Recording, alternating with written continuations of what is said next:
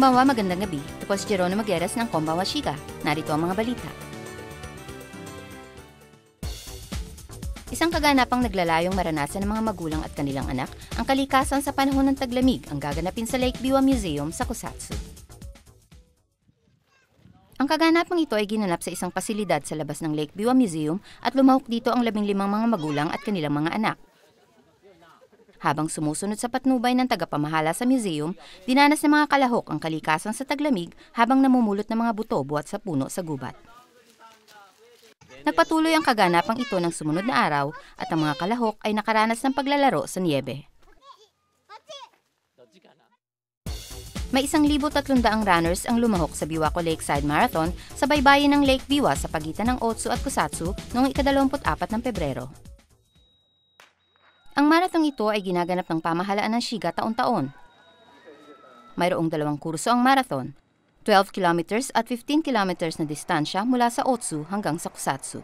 Mahigit kumulang na 1,300 katao ang lumahok mula sa mga estudyante ng high school hanggang sa pagitan ng 70 taong gulang pataas. Tinakbo ng mga pawisang kalahok ang kurso sa gitna ng malakas na hangin sa baybayin ng Lake Biwa. Paunawa buhat sa lalawigan ng Shiga. Upang mapangalagaan ang kapaligiran kabilang na ang Lake Biwa sa pamamagitan ng pagbabawas ng basura, ititigil na ang pamamahagi ng mga libreng plastic bag sa mga pamilihan sa Shiga.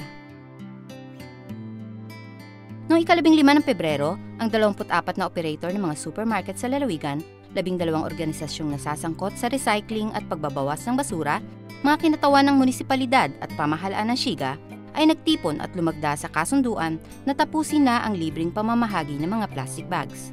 Pinaniniwalaang sa pamamagitan ng kasunduang ito, 70% na katumbas ng tinatayang 150 supermarket sa lalawigan ang titigil sa libreng pagbibigay ng plastic bags. Sa hinaharap, nais ring palawakin ng hakbangin sa mga butika at home centers.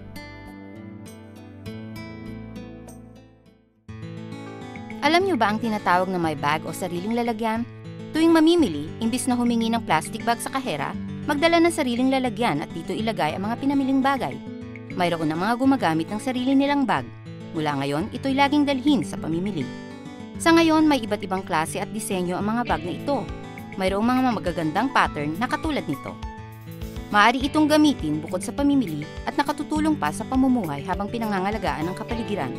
Magtulong tayong lahat upang mabawasan ang mga basura sa paligid. Narito ang isang handog buhat sa programa. Kami magbibigay sa 10 manonood ng bag na dinisenyohan ni Uotang. Para sa mga nagnanais nito, magpadala ng email na may pamagat na may bag sa mail address na inyong natutunghayan ngayon. Ang huling araw ng pagtanggap ng mga email ay sa ika-18 ng Marso. Naisaan na namin na ito ay maging simula upang ang lahat ng mga mamamayan sa Shiga ay maging aktibo sa mga gawain sa pangangalaga sa kapaligiran simula sa kanilang paligid. Hinihiling ang pangunawa at pakikipagtulungan ng lahat. Sa susunod na linggo, ipakikilala namin ang Brazilian na si Adelson Iberon Yasuda, unang dayuhang estudyante sa paaralan para sa mga bingi at pipi sa Shiga. Hanggang sa muli, sayonara, paalam!